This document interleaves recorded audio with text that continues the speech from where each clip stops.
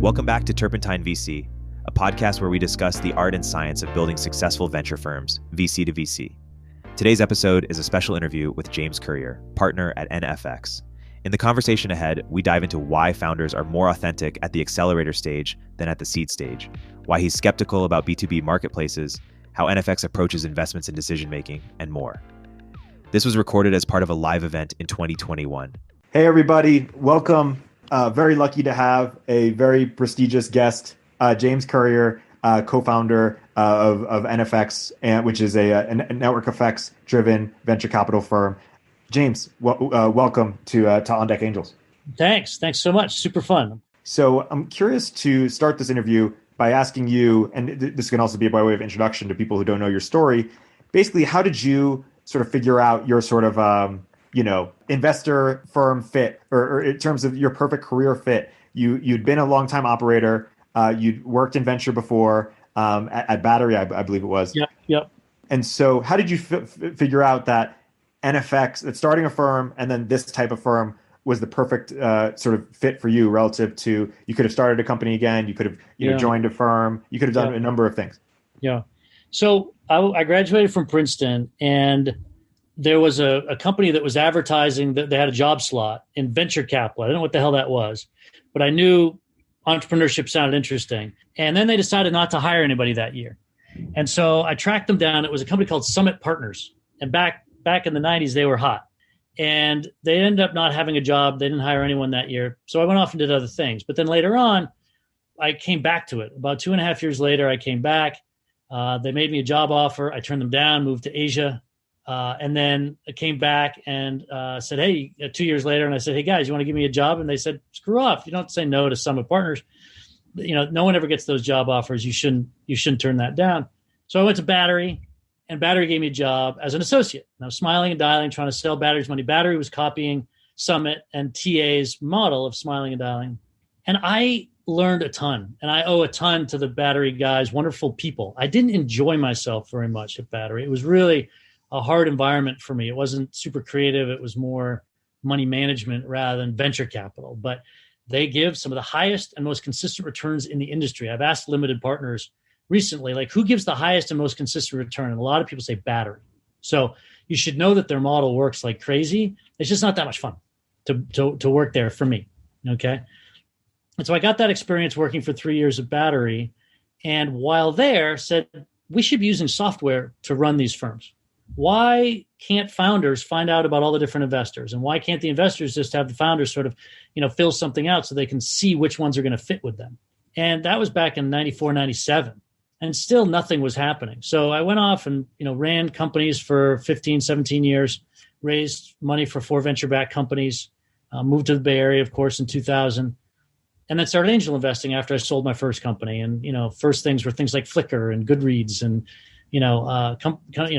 Rapleaf and companies like that became LiveRamp and all that sort of thing. So that DoorDash and Patreon, things ended up doing pretty well. But because I hadn't enjoyed Battery, I thought, I don't want to be an investor, because I thought that's what being an investor meant. And then as I started angel investing and I started hanging out with more and more investors like Sar Gur over at CRV, or Sarah Tavel, who was at Bessemer at the time, and then she was at Greylock, and now she's at Benjamin, you realize, no, there's actually a different way of doing it. You don't have to be call and smile and dial and grind and only invest when you can't not invest. That's kind of Battery's approach, which is why they have such good returns. It's very sort of, only invest when you've gone through the whole list and there's really no reason to not invest. All the risks are gone, right? So they have very high returns because of that. But companies like Benchmark, they try to see the future. Sequoia tries to see the future. You can actually be involved in the creation of the future if you invest in that way. And of course, often those companies give even higher returns than Battery. So once I realized that, I kind of softened on the idea of going back into venture, and then started redreaming my dreams from the 90s about how you'd use software and how you would, build a different tenor of a firm. And so that's why we ended up building NFX after we tried an incubator. So Stan Chudnovsky and I, who's now running Messenger, he and I started these 4 venture-backed companies together, and we started an incubator called Ooga Labs. And that turns out not to be a really good business model, because you just end up running each of the companies that you start. It's not like venture capital. We have a portfolio. With an incubator, you're basically just finding your next CEO job is basically what's going on. And so after we did that for 4 years and realized, that's not a real business, we said, let's go do something that's more scalable, that has network effects. And we went back into investing. And then that's when Zuck called and Stan went over to Facebook. And then I went on with Gigi and Pete and now Morgan Beller to do NFX. So that's how I got back into it. And so I invested in about 50 angel investments prior to starting NFX. Then we did 80 accelerator companies at NFX. And then we stopped with the accelerator about 3 years ago. And now we're a fund. Think of us like a first round where we invest 1 to 3 million for 15 to 20% of a company. We're seed investors. Yeah. And just the point on incubators, do you think that Atomic has really figured something out, or are you bearish on incubators for the reason you just mentioned in general? Like if your good friend comes to you and says, hey, I'm going to start an incubator, are you like, yeah, how do you think about it? Yeah, I've got a whole 45-minute thing I take people through about every month, because about every month, somebody great comes to me and says, I want to do an incubator. I'm like, of course you do. Everyone does. Wouldn't that be ideal? You get to do 4 or 5 at a time and you get a portfolio, but you get to build. It's, for those of us who are both CEOs and investors, like that feels like the ideal lifestyle. And we haven't seen it work very well. Yeah. I think Atomic's got 1 or 2 companies that are doing really well. They were kind of clones of other companies. They're more spreadsheety type businesses. This is what Rocket Internet did in Germany. That's probably the best approach to it, if you're going to take an approach to it. But I think in the end, I think Atomic is trying an accelerator. Atomic is trying venture investing. And anyway, it's eventually what's going to happen is somebody's going to get lucky twice or 3 times. And then someone's going to say, see, it works. And be like, yeah, no, actually, if you flip a coin 10 times, 100 times, one of the times you're going to get 10 heads in a row. Yeah, so. Totally. Take us through the first few years of NFX and the different, you just sort of mentioned that sort of you've evolved different phases. Why don't you sort of walk us through the thinking as those phases emerged? Sheila and a couple of others asked, why the transition from accelerator to seed? How did you sort of walk us through the path of how you figured out the model that works for you? Yeah, I think that, we wanted to be at the earliest stages of these companies. And when you do an accelerator, the founders are coming to you with this idea and the mindset that they're there to learn and expand and grow. And that mindset pays huge dividends for the founders because they just absorb much more and they get more done in a short amount of time. With venture capital, the downside is that people come to you and they spend so many hours pretending to the investors that they're great, so you should invest. I'm all good. I'm perfect, so you should invest. That they start to need to believe that. They start to put layers and layers of sort of emotional protection over themselves.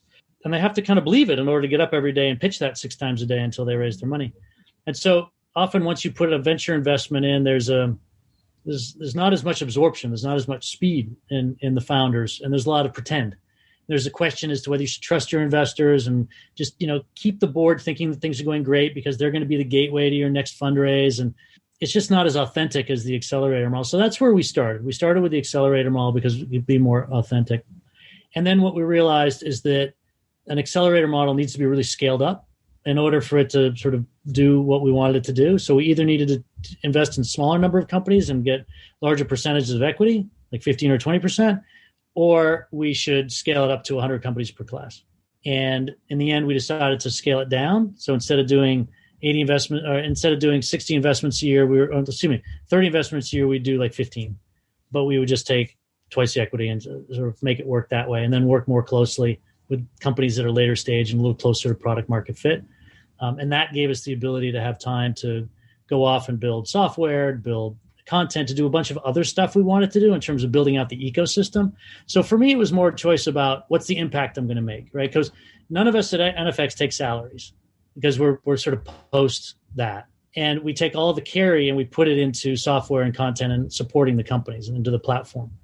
And that's really what gives us meaning, because we really want to affect the whole ecosystem, right? By changing how the ecosystem works and what the ecosystem knows, that will just be the most fun way to spend the next 20 years. And so that was mostly the decision about why to scale down, because it gave us time to then go and do these other aspects of the business that we thought could be interesting. Yeah. And you mentioned you've had a software approach to venture, and I know you guys have experimented in a lot of different places and in ways we look up to a lot at Village. What have you learned about what works and what doesn't work in terms of where sort of a product approach or software can have a big difference in the venture business? Yeah, I think that software is going to make the idea that the AI is going to drive your car Right now that Uber is selling their self-driving unit, I think what we've been saying for years is coming true, which is, no, guys, self-driving car is like a long way off, because it's going to kill people. And it's the same thing with having software try to make your decisions for investing. Like, that's just not a good idea. It's just way too far off. In fact, software should be used for workflow, not for decision making. And so the idea of a lot of firms that are in the Series A and Series B trying to build software to help them make decisions, I think that's misguided. I think that this is a human business. I think this is about the artistic thing that a founder is building in partnership with their investors. And if you lose that soul, you have no chance of building the types of giant companies that are most interesting to build. So I think if you're making like 300 investments a year, yeah, you could have software help you with that. But I would encourage everyone not to think of software as being helpful to making any sorts of decisions. It's really just sort of more workflow type data collecting, stuff. Yeah. How have you thought about sort of as you scale your firm, the different models by which you could go in terms of fund size, different types of funds, right? There's sort of Thrive, raised a huge fund, did growth, did it all in one. Andreessen has different funds, sector specific funds. Benchmark has their sort of bread and butter. First Round has their bread and butter. USV their bread and butter. How have you sort of figured out of where do you as NFX fit within the fund size and sort of structure? Yeah, I think that a lot of people like to talk about, well, it's 2021, therefore this is cooler, that's cooler, this is how it's changing, and there's a lot of prognostication, which is just mostly bullshit. I think the thing that is, you just have to figure out who are you and what type of investments are you best suited to make, right? If you're a builder, then you're going to want to go early. You will not make as money as if you go to Series B, right? Or a hedge fund. Look, the hedge fund guys make so much more money than anybody in venture. It's a joke. So if you're just interested in money, go into being a hedge fund business. Like, move to New York, go do it, right? That's where all the money's made. And then maybe in the PE shops, right? I got friends flying around in jets who started PE firms 15 years ago. Like, jets, 3 jets, 5 jets. They make so much more money than any of us. I mean, what's all the money raised in venture capital? Like 24 billion, 40 billion? It's like that's like one hedge fund. Like, so don't even kid yourself. Like, you're playing in the minor leagues. You enjoy it. Like, if you want to do it for money, don't do this. And so just figure out what your personality type is and what lights you up. And there are some people who are really suited for Series B investing, and you meet them and you know it right away. That's a Series B person, and then you meet these people and you're like, they're like pre-seed, and that's their personality. And so find where you are and just go there. You're going to do fine in any market. You're going to do fine no matter A is up or seed is the new A, Look, like I tell my boys, in terms of investing, it's much simpler than everybody pretends. You go to the airport bookstore, there's like 20, mutual fund magazines, and they're this thick, and they're all telling you about how to pick the best mutual. It's all bullshit. It's just buy the index funds, fucking leave it there, right? And no load mutual fund. And that's what they teach you at Harvard Business School. Once you're inside behind the Iron Curtain, they're like, do not invest in any mutual funds. It's all bullshit. And it's the same thing with all this prognostication about this is better or that's better. There's no better. It's just who you are. You're going to outperform in some place that fits your personality. Hey, we'll continue our interview in a moment after a word from our sponsors. Hey all, Erik Torenberg here. I'm hearing more and more that founders want to get profitable and do more with less, especially with engineering. Listen, I love your 30-year-old ex-FANG senior software engineer as much as the next guy, but honestly, I can't afford them anymore. Founders everywhere are trying to turn to global talent, but boy, is it a hassle to do at scale, from sourcing to interviewing to on-the-ground operations and management. That's why I teamed up with Sean Lanahan, who's been building engineering teams in Vietnam at a very high level for over 5 years to help you access global engineering without the headache. Squad, Sean's new company, takes care of sourcing, legal compliance, and local HR for global talent so you don't have to. Their engineers follow your process and use your tools. They work with React, Next.js, or your favorite front-end frameworks. And on the back end, they're experts at Node, Python, Java, and anything under the sun. Full disclosure, it's going to cost more than the random person you found on Upwork that's doing 2 hours of work per week but billing you for 40. But you'll get premium quality at a fraction of the typical cost. Our engineers are vetted top 1% talent and actually working hard for you every day. Increase your velocity without amping up burn. Head to choosesquad.com and mention Turpentine to skip the waitlist. That's choosesquad.com.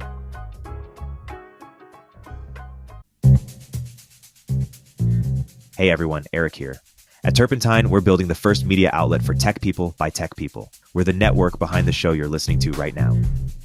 We have a slate of hit shows across a range of topics and industries, from our AI and investing cluster of podcasts to shows that drive the conversation in tech with the most interesting thinkers, founders, investors, and influencers, like Econ 102 with Noah Smith.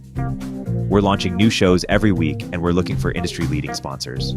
If you think that might be you and your company, email me at erikaturpentine.co.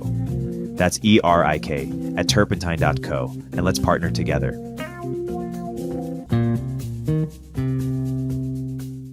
Speaking of prognostication in 2021, let's talk about COVID and what this means for company building and investing in a post-COVID world. Because I know you're starting to think about, you're writing about it. I'm sure you've been thinking about it for a long time. You've been bullish on San Francisco and being in person and Israel as well. What does this mean in a post-COVID world? What are your reflections? So look, the popularity right now of dissing on San Francisco, the popularity now of talking about remote is like a 10, right? You can't say anything other than, oh yeah, it's all changing. It's all going to be different going forward.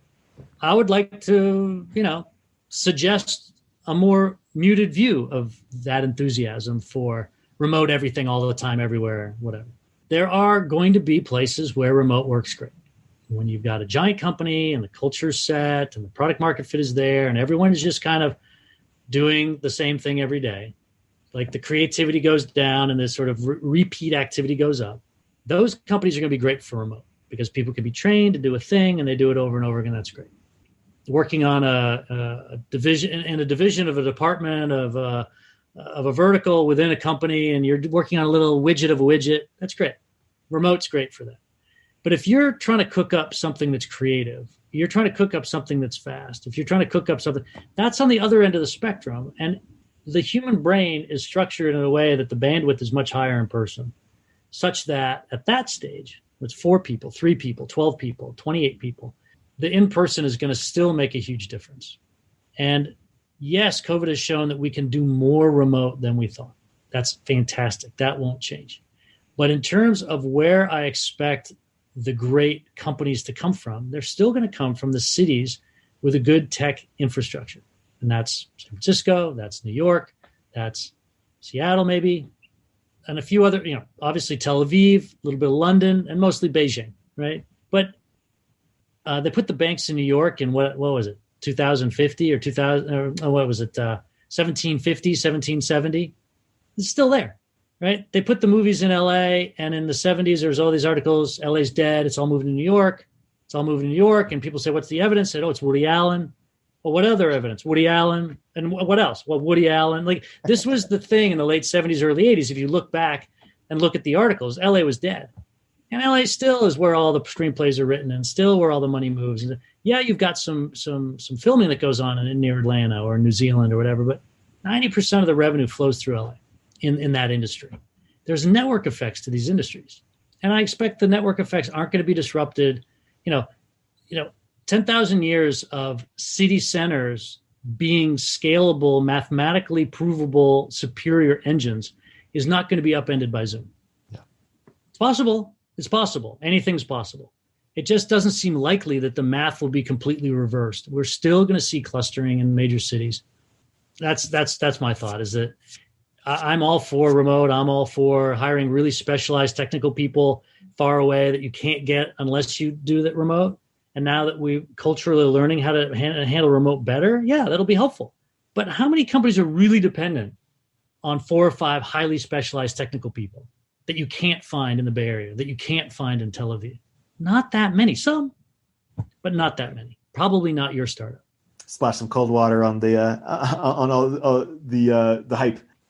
I want to go through a few sort of sectors and just sort of get your read on where we're at right now, what you're seeing, or maybe how it's even evolved. I mean, maybe starting with consumer and maybe consumer social, but specifically, you famously were a believer in Twitter early. You've written about how you sent it to Bill Gurley and said you have to invest, and he didn't then, but he did later.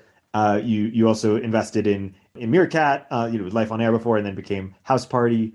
How are you thinking about sort of where we are at in consumer social today? And if you were to make an investment in the space in the next, year or soon, what might it look like? Or what are you even looking for in something that would pique your interest?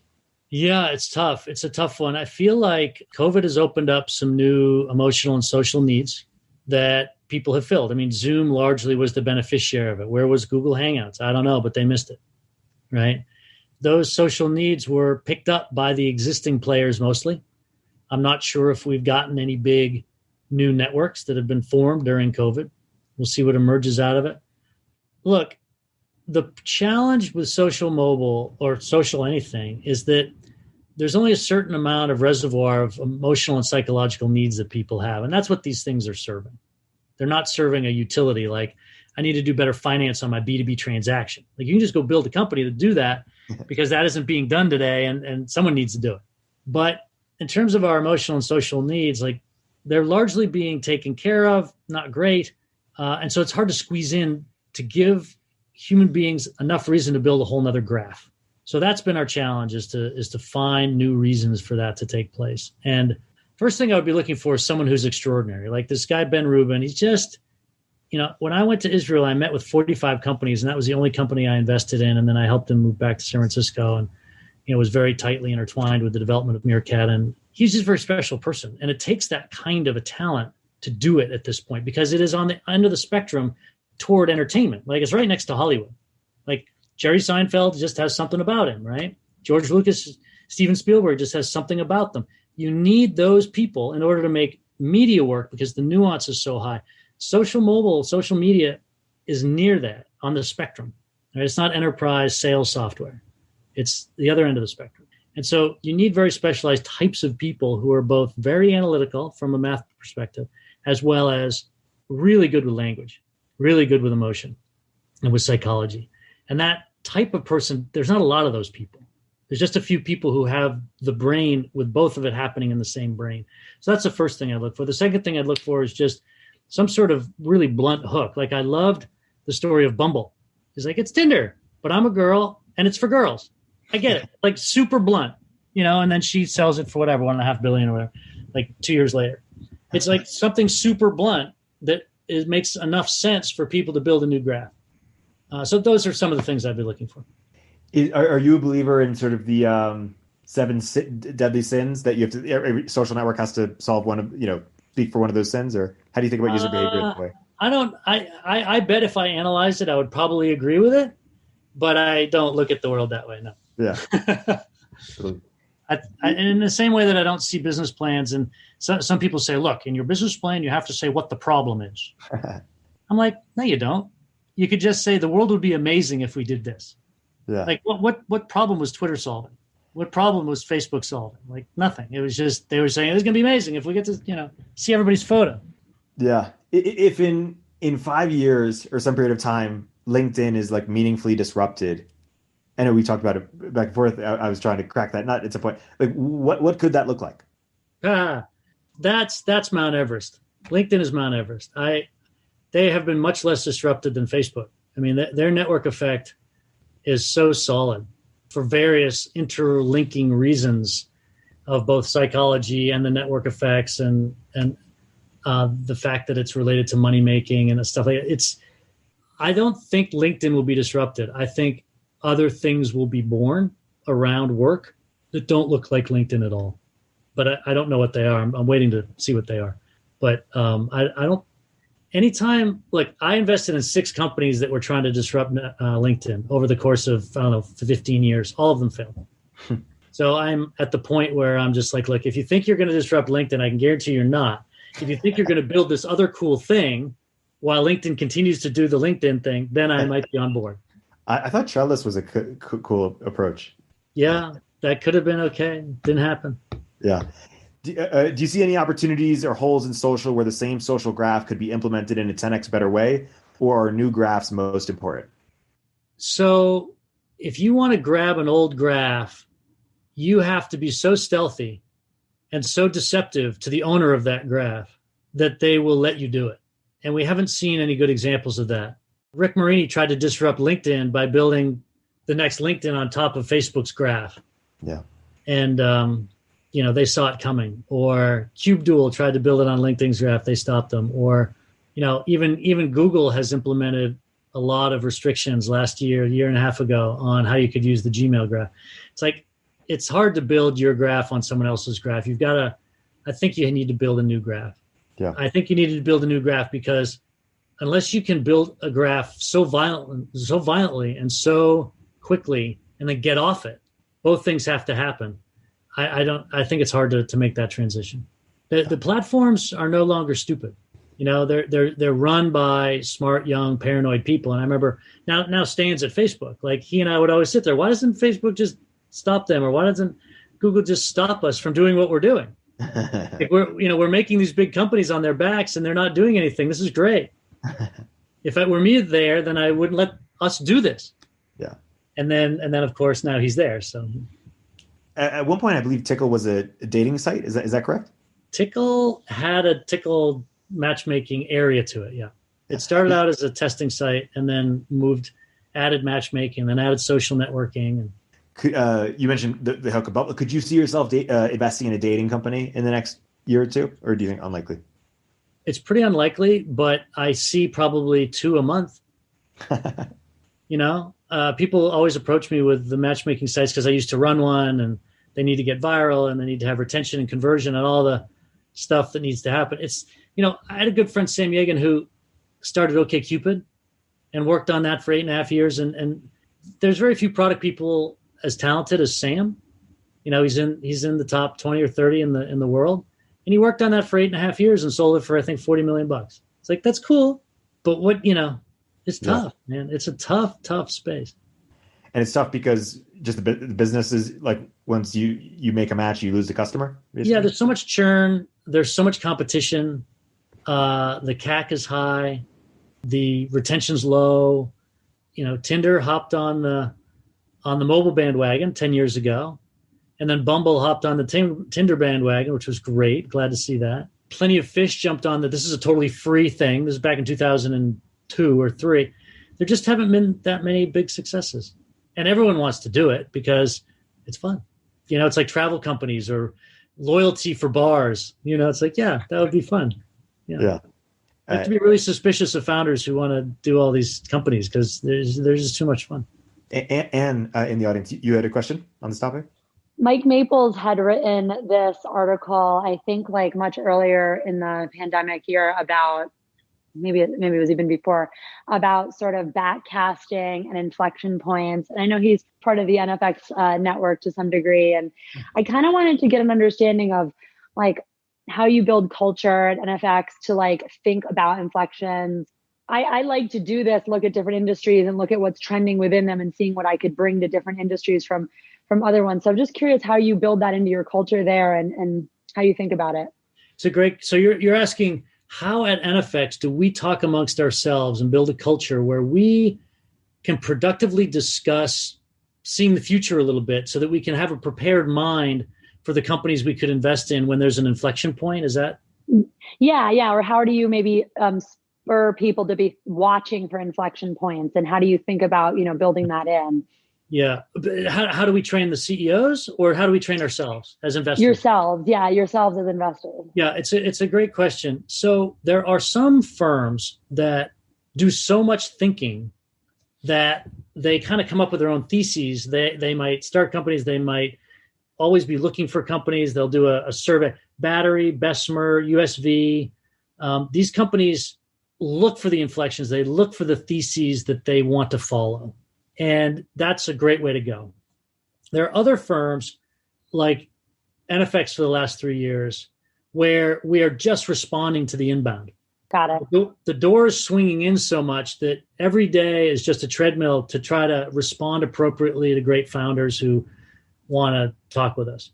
And I think the same thing would be true for the other firms, but they just have a culture of spending more time thinking it through and coming up with their own theses versus us, where we look at a company, we look at a team, and then we see what theses are around it and whether we can attach good theses to it in that moment when we found the team.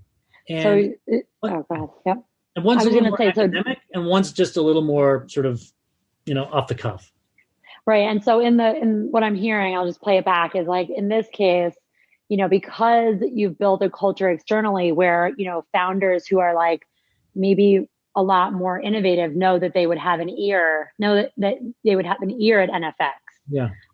You would just say you collect data points because all of your door is open, because you're sort of listening for those trends. Yeah, that's right. That's right. We just meet with so many more companies than these Series A firms who have the staff. So look, once you get to be a Series A firm and you got a $600, $800 billion fund, then you have enough management fee to hire enough people so that you have enough people's hours to actually do the thinking in advance. With us, because we've only got 4 partners, and we're doing seed, and we're doing it across we're doing biotech, we're doing security, we're doing marketplace, we're consumer, because we're across so many things and we're at seed, that means that there's hundreds of thousands of companies that could come in our door. And so we're just chasing after that flow and then forming the theses as we go. Right. And that kind of goes back to your point in the beginning, right? Which is like, where do you thrive as people? You want to be closer to which part, right? Right. And, look, I think, and both of them obviously work. Both approaches absolutely can work, right? USV, Bessemer, Battery, very, very successful. And then other companies that just take the best idea that comes in the door, like Benchmark or us, can be extremely successful as well. So either way, it depends on how you like to roll. Right. That's helpful. Thank you. Yeah. Also, James, I want to talk about marketplaces. Do you think most, consumer marketplaces are pretty saturated right now? Or are you looking mostly B2B, or where are we right now in terms of marketplaces? You obviously, have invested and written about marketplaces for a very long time now. Yeah. How do you think about this? No, I don't. I think that there's always going to be new marketplaces. I think there's always new needs. There's always a new take. Like you could slice eBay up in 6 different ways today and create new marketplaces if you were talented enough. Marketplaces are just really difficult businesses to run. They're difficult planes to fly, and you have to be really good, and you have to be willing to be patient. It takes 4 years before it really starts to roll in many cases, and then it's really, really rolling by year 7, and then by year 12, like Poshmark, for instance, is going to go public finally, 9 or 10 years in, and they've killed it, and they're 9 or 10 years in, and it was not an easy road. The first 6 years was not an easy road. So I think there's plenty more to do. Plenty more on the B2C marketplaces side. Are there ones that you've done in the last, year or two, just as an example of like how you evaluate, because I'm sure you've said no to, hundreds, how you evaluate them, or what criteria is most important in terms of getting you to a yes? You've got to have figured out a scalable way to cost effectively get the side of the marketplace that's hard to get. In most marketplaces, if you get the supply, the demand will show up, or if you get the demand, the supply will show up. Not all of them, but most of them. And so in those cases, you've got to figure out which side is harder. And when I talk to a founder who says, we're killing it on the supply side, I'm like, but guy, it's a demand side marketplace, man. I don't care about the supply side. And you shouldn't either. The fact that you haven't figured out that you shouldn't care about it tells me that you don't understand your business yet.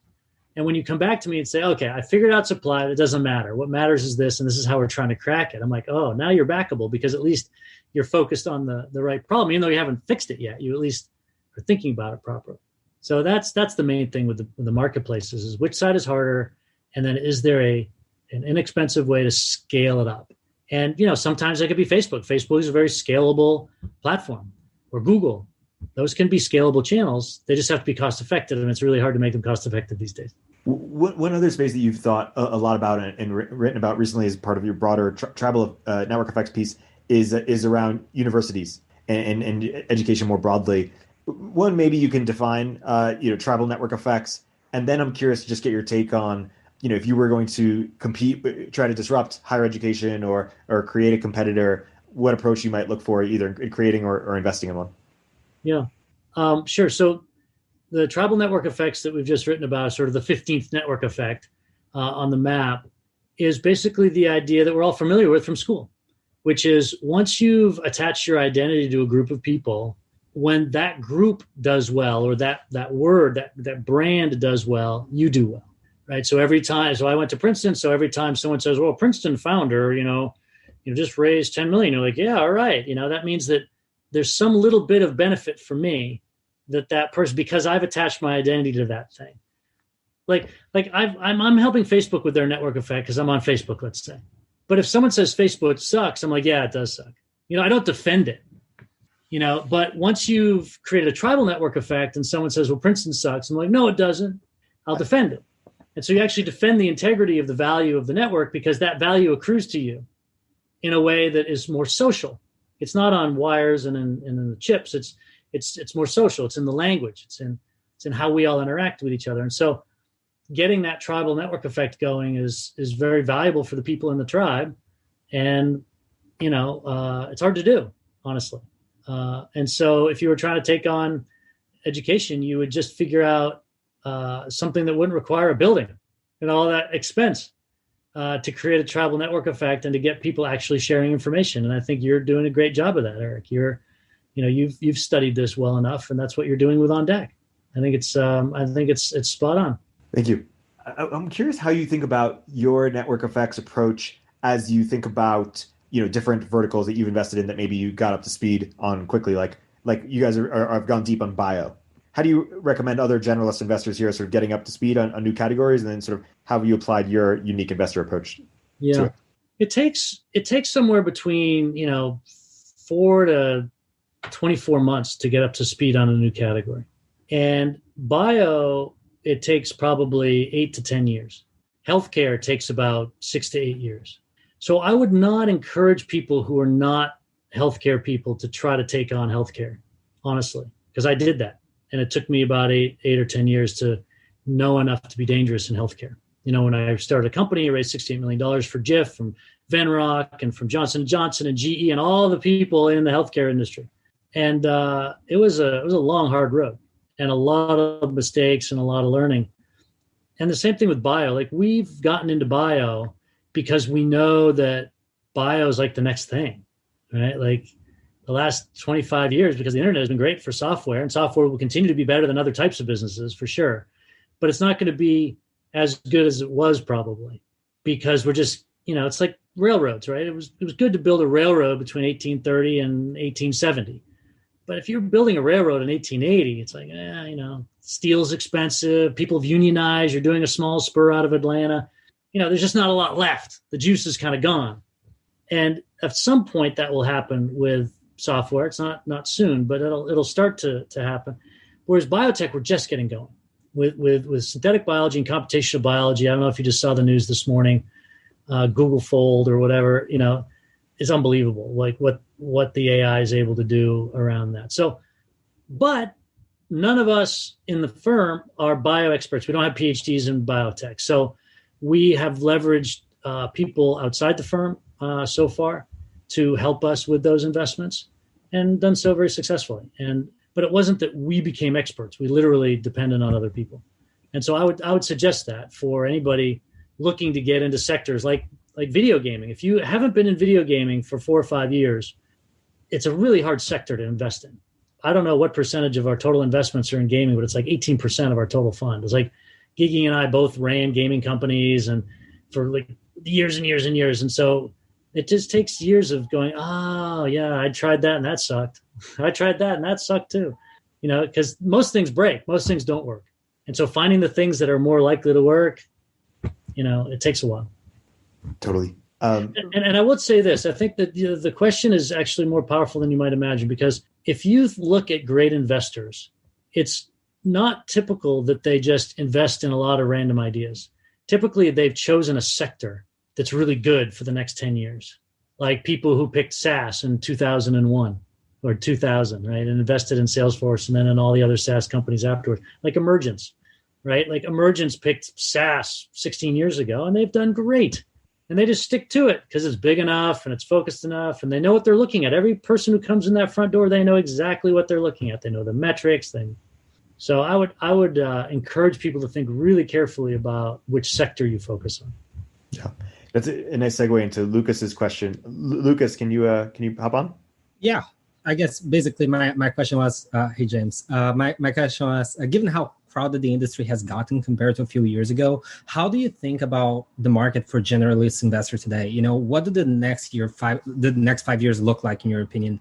I guess a tweet I saw that I think about a lot is, the funds that get started thinking that the market today is going to look like the market for from 2014 to 2019 are really going to struggle. How do you think about that? Totally. I think, look, the big picture is that all investment classes are losing alpha. The bond market, stock market, even the hedge funds, they're like the alpha, the profits of the hedge funds are coming down as more and more competition comes in and these markets become more and more efficient. And the place where it is going to come last is to the early stage venture capital market because it's so nascent and it's so random, right? It's so random as to what ends up being big. And so you're seeing more and more money chase alpha, if you will, by coming into our area. And you're seeing companies that you invest in 7 post, and then 4 months later they raise at 50 post. Nothing's changed, except that now the money sees them and the money wants them. And that's going to really suppress returns in our sector. However, all that has to happen is that our sector needs to give better returns than all the other sectors, and the money will continue to flow into the sector until it evens out. And that's what's happening. And so I think it's going to get more competitive. I think the valuations, the returns are going to drop. I also think that the returns for the best funds are going to go up because it's largely a signaling game, and the best founders want to signal with the best investors. And so you're going to get this haves and have-nots. And then, so if you're an angel investor, I would just do the SV angel model, which is just invest in hundreds of them and then get a few that go 1,000 extra money, and then you're good to go. I guess as a quick follow-up to that, to what extent do you let general macro factors play into your fund strategy and how you think about your place in the seed market? Do you not at all or? Not at all. I know what my personality is, and I know Pete's personality and Gigi's personality. We're born to do a certain thing.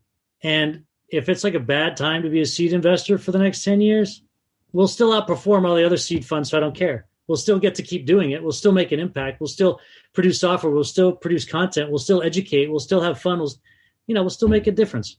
And we all are going to have too much money anyway. Everyone on this call is going to have too much money anyway, right? I mean, all you're struggling for is like your own self-respect at this point. You're not struggling for money, right? I mean, you can buy food. You can get a car. You can get a back rub once a month for $100. Like I mean, the difference between you and a billionaire is like negligible. From a lifestyle perspective, a health perspective, an access perspective, an intellectual perspective, the access to joy, the access to love, the access to all the things that are meaningful. The difference between you and a billionaire is negligible already. So now you're just struggling for your ego. So if you can get that in check, then you just go have some fun, make an impact, and make great things happen. So I wouldn't overthink it. I would learn who you are, learn who you like to hang out with, and the rest of it will take care of itself. Preach. Seriously, don't overthink it. There's no best place to be. You're already lucky. Yeah. To have the health, to be an American, to have access to this community, you're already among the 0.1, not even the 1. You're in the 0.1. Yeah. Now you're playing for impact. The money will come. The money will come. Look, I have friends who failed and failed and failed and failed. And then I have a friend recently who took a job. He finally gave up. And he took a job. And he's going to make $300 million in 2 years. Wow. Just because he got lucky. Eventually, the network played out. You are in the network. You're in the right town. I don't know where you live, but, the network plays out, Lucas. You're in the right digital town. You're in the right digital town. And everything's moving digital in the world. And everyone in the world wants to be us because we're just sitting in the right spot. It's not that we did anything better than anyone. We're just lucky. We were attracted to this. We liked this. We met the right person at the right time who said something, and now we're in our network. Go read that, Your Life on Network Effects, right? That article I wrote last year. Like, that just tells the whole story. So I wouldn't overthink it. Just keep being great at what you do and love it. And it'll show. And then the money will hit you. What's this guy going to do with $300 million? What can you possibly do with $300 million? Like, you can make a bigger Burning Man thing. Okay. But, he's going to do nothing to give it away. What, he's going to give it to his kids and fuck them up? Ruin their lives? So look, the lucky bus will hit you at some point. Stop worrying about that. It might hit you in your 50s. It doesn't really matter. No, this is awesome. Thank you, James. There was this article about in New York Times. If you haven't seen it, James, I'll send it to you, about the kids of capitalists turned socialist. It was funny. James, a few more things I want to ask you about. One is, I'm going to ask you about anti-portfolio in a second, but two companies that I don't think you're invested in that I could have seen you being an investor in. One is Lunch Club, and the other is Golden. Golden, Wikipedia competitor, for those who don't know, and Lunch Club, the sort of, Tinder for networking, except, evolved in a post-COVID world. I'm curious if you looked at either of them for potential investment, or what your perspective was or is on either of those opportunities, because they're interesting companies. Yeah, I mean, look, those founders are great founders, and those efforts are both good social efforts, community, user-generated content efforts. They're strong. I looked at both of them. They could both be like Pinterest. They could just be billion-dollar companies in a few years. I have no idea, right? So I don't have much insightful to say. It's like you kind of take your bet, you take your guess, but I could be as wrong as the next guy is right. I wouldn't. If you want me to explain why I invested in a company, that's much more positive. I'm not going to let's do that. Why I haven't invested in a company. Warmly. Because most things don't work. If someone says, I'm really smart because I didn't invest in them and it didn't work, like, tell them to fuck off. Like, most things don't work. Totally. Let's talk about Warmly. Max actually had to go a few minutes ago, but he's in this cohort. I'm curious what you saw in besides Max being great and the team being great, what was sort of the market opportunity with Warmly or the thesis behind that bet? Yeah, I mean, look, customer success and sales is still shitty. And you've got a co-founding team of 4 ex-Googlers or whatever that are just sharp as hell and iterate quickly and have the ear of all their customers, and they're going to figure it out. That's the thesis. It's just a great team in a big ass market, and they're thinking about things really differently than most people are, and good things come out of that. And that was the thesis there. Pretty simple. A lot of people come to me with HR software. These people have no power, they have no budget, they have no cadence, they have no urgency. It's always a nice to have, not a need to have. The only need to have is Workday, and the Workday's Workday. And so in HR, it's just really hard to build big companies in HR. There are some, but not many. Whereas in sales and customer success, you should be able to build many, many 4, 8, $12 billion companies. What about other enterprise buyers like, marketing tech or other sort of, sub enterprise SaaS sectors? Yeah, enterprise tech is, third. It's kind of, it works, but there's so many companies doing it that it's a much more thickly occupied space. There's something playful about a lot of marketing companies that makes them more attractive than the blood and guts of customer success and sales. So you just end up with a lot more competition there. But I would say, sales and customer success, and then engineering, software, and then marketing, and then HR. Have you done anything in the creator space yet, or how is your thesis evolving there? Yeah, I mean, look, so much of what we all do is in the creator space, if you think about it. We're just doing one investment now that we haven't closed yet that's in the creator space. The problem has been, for the last 10 years, a lot of people have been building software for freelancers, and that has proven challenging. The creator space, we invested in some companies that were doing videographers, and some doing photographers, and some doing event planners. And so we invested in a bunch of different companies like that. Again, somewhat challenging to really build a big company until you build a horizontal platform. And so we've looked at a ton and gotten close to a lot, because it's a big market. Things are changing fast. The way we work is changing. All those trends are spot on, but it's proven difficult to get too much of a network effect going in that space. And so we haven't been too disappointed with most of the passes. And I think some of the companies that have been successful, we just never saw. We've been around for 3 years. We didn't see them 4 years ago when they got going, and now they're big or whatever. But yeah, we like that space. But those types of companies are close to social media, right? I mean, It's the founders have to be very adept at language and community and emotion. And it takes a very special founder to get one of those things going. It's not a spreadsheet business. Yeah. like e-commerce. Go back to marketplaces for a second. How do you differentiate between, or how do you evaluate differently, vertical versus horizontal, or what's your sort of framework there? I always want horizontals because the horizontals get bigger, and the verticals, you really have to see how that vertical can then start to bleed into other verticals. And sometimes you can see it and sometimes you can't. So I generally like horizontals. Yeah.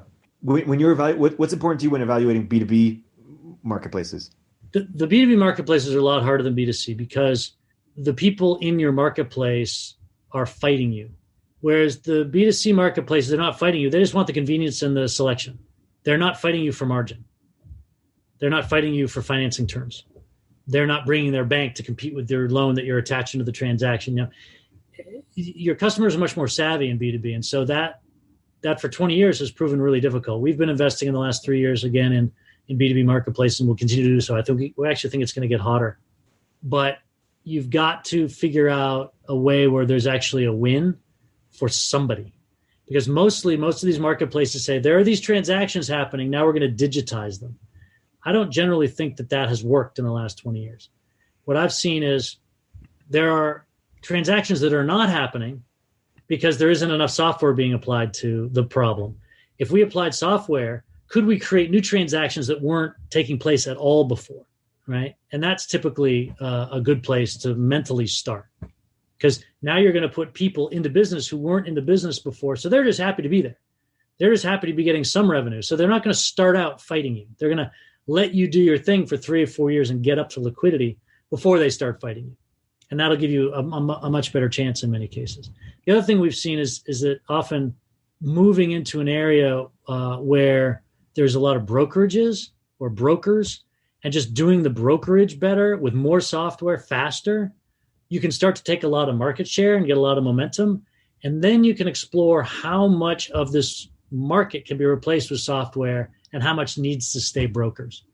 And in a lot of these things like insurance or in real estate transactions or in used manufacturing goods, or we just don't know how far the software and how quickly the software will eat into the whole industry, so that you can then flip it into a marketplace away from the broker model. But that's kind of the big experiment going on with a number of companies right now. I mean, tens and tens of them, actually.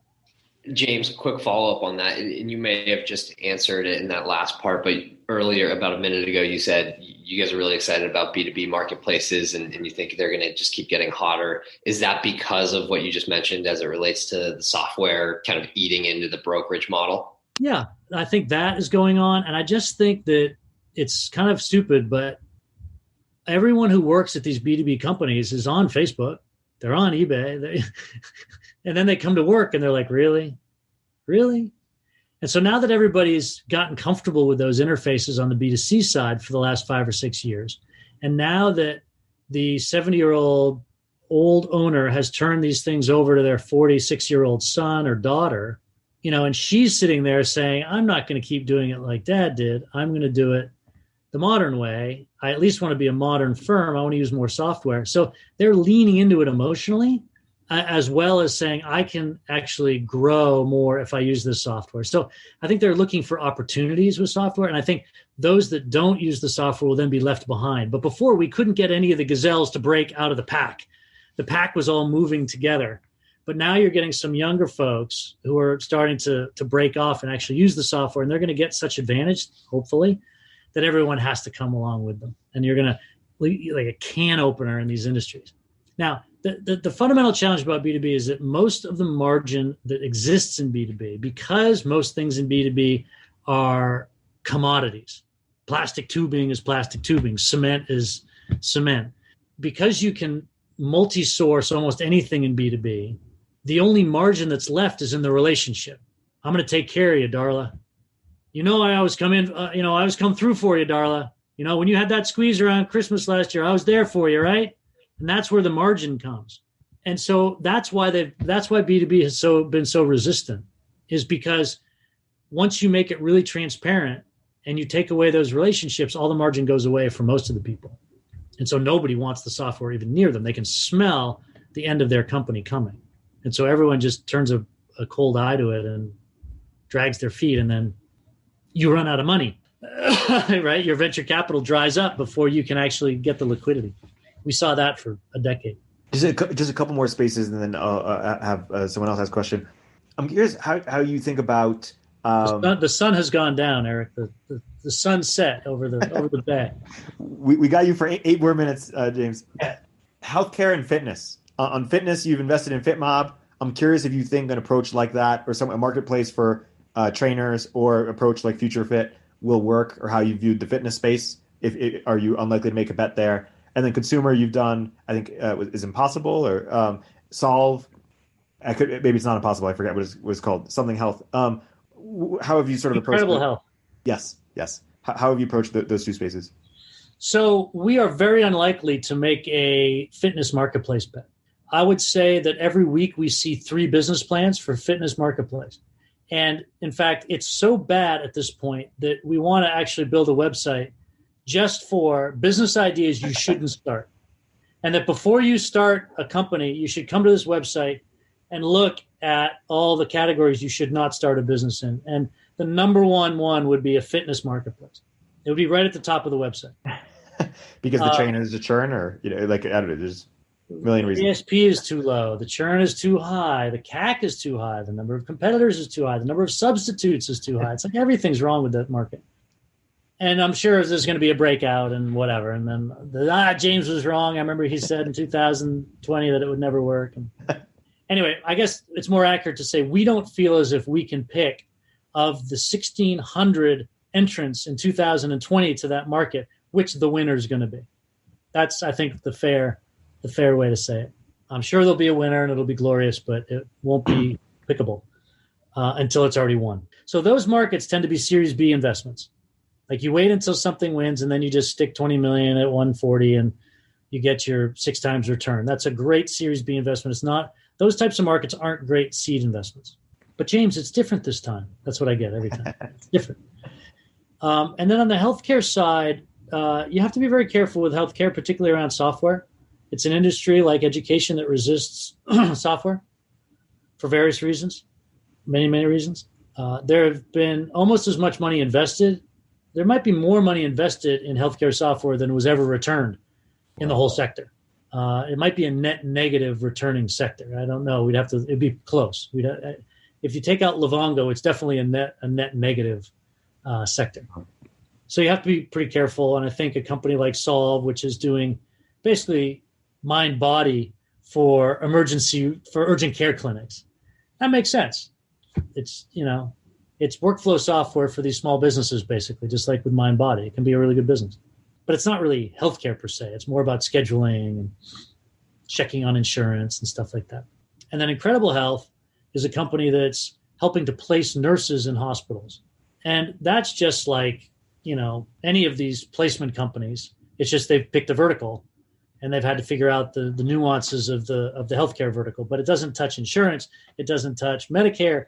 It's literally just, you've got a business, you need to hire someone, you pay us $6,000 every time we hire someone for you, just like so many other companies that are doing pretty well in that recruiting space.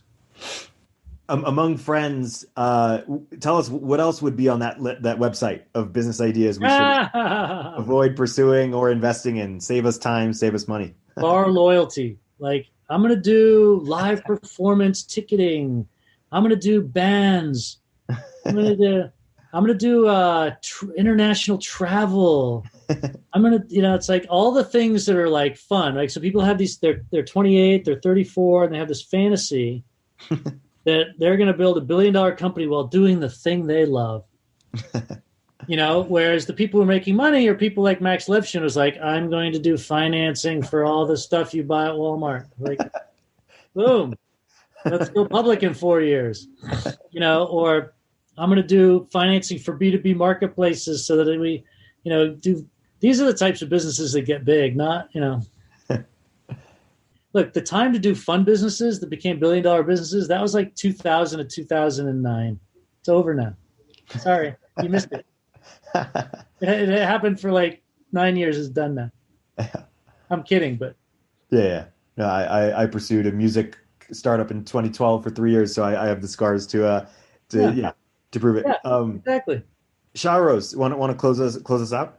But my question is more technical. You touched on this earlier, like, hey, there's only 4 of us, but we also see a ton of companies and we're in a lot of verticals. So like, what's the point at which you feel like, hey, I've seen enough in this space and I'm ready to go and make an investment? Or is it some other moment? But I'm curious, like, given your funnel is so wide, both on verticals and on the stage, how do you manage if you don't have more people? It's a great question. And I think the answer is not great. And I think the answer is we just try to use our best judgment. And since we've been building companies and investing for 2 decades, our judgment has just been honed more and more over time. We've made so many investments that didn't work out, and we're close to the founders why they weren't working out. And we learned what the failure modes were. And then we made investments that did work out, and we were close to the founder, and we saw what the things were. And just after so many rinse, wash, and repeat type things, you just get a sense of it. So I don't know that there's anything more than that. Sometimes we like the idea, and we don't think the team is great. And then we justify it to ourselves saying, but markets win. And you can have a mediocre team in a great market is going to do better than a great team in a bad market. And a great team in a great market is when you get these outsized returns. And so we're always trying to play that off because you rarely get a great team in a great market. Or you rarely know if it's a great market. You rarely know if it's a great team. You just have to use your best judgment. And so I think that we play off a number of factors, and we try to bring to our discussions, which take place mostly on Facebook Messenger, and then partly on Monday meetings. We just we don't pitch the partnership. We don't come to the partnership and say, I want to do this deal and I'm going to try to convince you of this, right? We don't have that culture. We say, here's an interesting company, and I'm wrestling with it because I really like it for these reasons. I don't like it for these reasons. And then someone will say, oh, don't worry about that. That's not a con. So I think you try to make better decisions by turning things over with your partners. And even if you're an angel or a solo capitalist or whatever, find people who are like your BFFs, right? And just roll things around with them, people you trust. Because I think through the extroverting, through the talking, you tend to hone in on the right answer. You start to sense your own discomfort. You start to sense your own enthusiasm. And then ultimately, over time, you have to be honest with yourself if you're making the same mistake over and over again. Like one mistake that I made over and over again was investing in people I loved hanging out with. And in some cases, that, like Manish Chandra with Poshmark or whatever, that ended up being just the right thing to do, or Otis Chandler from Goodreads or whatever. But in many other cases, it really led me to just getting to zero real quick on that investment because I was reacting to my affinity to the person, not my affinity to their talent in this market, and not my affinity to this market or to this approach. And so I wasn't using my intellect enough. That's a great place to wrap. James, thank you so much for being generous with your time and having a great conversation with us. Everybody give a round of applause for James for joining us today. Great to see you guys. Thank you for the time as well. Go get them. Go make the world a better place. Turpentine VC is a podcast from Turpentine, the network behind Moment of Zen and Econ 102. If you liked the episode, please leave a review in the Apple Store or rate us on Spotify.